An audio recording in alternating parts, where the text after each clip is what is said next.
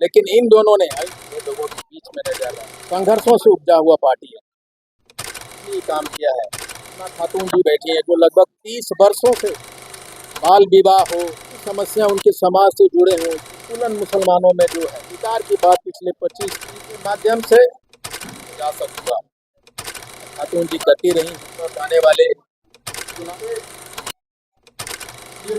Party के ambassador चमक दमक के साथ एक उचित प्रतिनिधित्व हम जरूर देने एमएलए का एमएलसी हाइमा खातून जी सिर्फ आज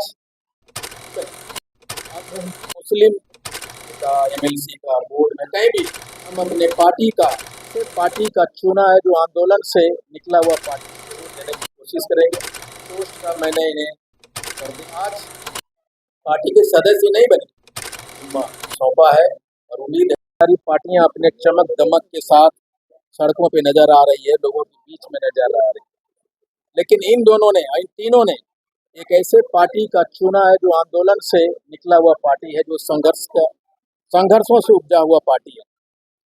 मेरे बाएं तरफ हाइमा खातून जी बैठी हैं जो लगभग 30 वर्षों से लगातार मुस्लिम महिला समाज में उल्लेखनीय काम किया है। चाहे जितने भी समस्या उनके समाज से जुड़े हो, शिक्षा हो, स्वास्थ्य हो, बाल विवाह हो या सामाजिक असंतुलन मुसलमानों में जो है, जो महिलाओं के अधिकार की बात पिछले 25-30 वर्षों से हाइमा खातून जी करती रही हैं और मैं इनके माध्यम से मुस्लिम महिलाओं के बीच में जा सकूंगा और इनको इंडियन यूनिवर्सिटी पार्टी का एम्बेसडर बनेगी और मैं कोशिश करूंगा कि आने वाले चुनावों में हम अपने पार्टी का कोई भी एक टिकट एमएलए का एमएलसी का बोर्ड में कहीं भी एक उचित प्रतिनिधित्व हम जरूर देने की कोशिश करेंगे। हाइमा खातून जी सिर्फ आज पार्टी के सदस्य नहीं बने, अल्पसंख्यक महिला प्रकोष्ठ का मैंने इन्हें प्रदेश अध्यक्ष का जिम्मा सौंपा है और उम्मीद है कि मुस्लिम महिलाओं को मुख्य धारा में इंडियन यूनिवर्सिटी पार्टी के माध्यम से ला सकेंगे। हाइमा जी, आपके हमारे पार्टी में बहुत बहुत स्वागत है करती है और मुझे खुशी है कि आप चमचमाती दुनिया को छोड़ते हुए एक छोटी सी पार्टी जो न्यू बॉर्न पार्टी है इंडियन यूनिवर्सिटी को छोड़ी।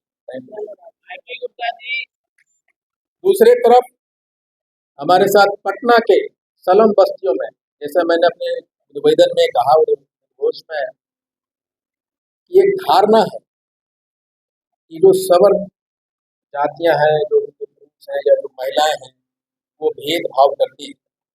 लेकिन हमेशा मुझे राजपूतों के बारे में हमेशा ये मानना रहा कि वो क्षत्रिय हैं और क्षत्रिय कभी भेदभाव किसी भी जाति या किसी धर्म के साथ नहीं किया, क्योंकि वे रक्षक होते हैं, वो लड़ते हैं और जो लड़ने वाले हैं, जो रक्षा करने वाले हैं, कभी भी किसी के साथ भेदभाव नहीं करते। इसलिए आज श्रीमती बबीता सिंह जी जो 25 वर्षों में सलम डेवलपमेंट, उनके बच्चों के स्वास्थ्य पे, उनकी शिक्षा पे, उनके एजुकेशन पे, उनके बाल विवाह पे, उनके सलम बस्तियों में रहने वाली महिलाओं को मुख्य धारा में लाने की लगातार प्रयास करती रही हैं। इंडियन पीपुल्स पार्टी को इन्होंने चुना है और इन्होंने अपने संबोधन में कहा कि हम क्षत्रिय समाज से आती हूँ और मेरा धर्म होता है, क्षत्रियों का धर्म है कि समाज जो पिछड़ गया उसको मुख्य धारा में लाना। और इसी सोच के साथ जो इन्होंने देखा कि पान समाज किस तरह लगातार सड़कों पे आरक्षण की संघर्ष करता रहा, उस संघर्ष का जो जीवितता है, उसका जो संघर्ष का हम लोगों ने जो सड़कों पे बिताया, उस संघर्ष को देखते हुए बबीता सिंह जी ने इंडियन पार्टी ज्वाइन करने का निर्णय लिया और मैं आज से सिर्फ इनको सदस्यता नहीं दिलवाया है, बल्कि पटना जिला के महिला प्रकोष्ठ के जिला अध्यक्ष बनाया। बबीता जी, आपका हमारी पार्टी में बहुत बहुत स्वागत है। तीसरे मेहमान जो आज हमारे साथ जुड़ रहे हैं वो हमारे संगठनों के साथ ही हरेंद्र सिंह कुशवाहा जी। जब मैं कंसल्टेंट बना, पहला दिन जब मेरा पटना में था, एक आदमी हमारे पास आया था NPGL का प्लानिंग करने के गढ़वा ले जाने के लिए, वो हरेंद्र सिंह है और उन्होंने 300 रुपया पहला कंसल्टेंसी फी हमें दिया और उस समय से लेकर आज तक हमारे जब मैं मुसीबत में रहा, जब मैं आर्थिक तंगी से जुड़ा, जब मैं पारिवारिक मुसीबत से गुजरा, एक ही आदमी को कॉल किया, हरेंद्र सिंह कुशवाहा।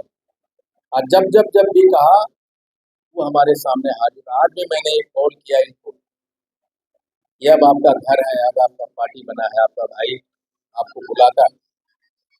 और वे आज सिर्फ इंडियन इंक्लूसिव पार्टी ज्वाइन ही नहीं कर रहे हैं, वो पिछड़ा प्रकोष्ठ के प्रधान महासचिव के पद पे मैं उन्हें मनोनीत किया है। हरिंदर जी, आपका हमारे पार्टी में स्वागत है। आप देख रहे होंगे कि इंडियन इंक्लूसिव पार्टी एक समावेशी सोच के साथ आगे बढ़ रही है और बहुत सारे ऐसे लोग हैं जो पार्टी को ज्वाइन करने चाह रहे हैं, जो बड़े बड़े दिग्गज हैं। अगले कड़ी में एक बड़ा हस्ती पटना में इंडियन इंक्लूसिव पार्टी का हाथ थामेंगे। वो सिर्फ बिहार ही नहीं, देश के नामचीन हस्तियों में एक है और बिहार के नवरत्नों में से एक। अगले अगले सप्ताह जब हम मिलन समारोह करेंगे तो शामिल करेंगे।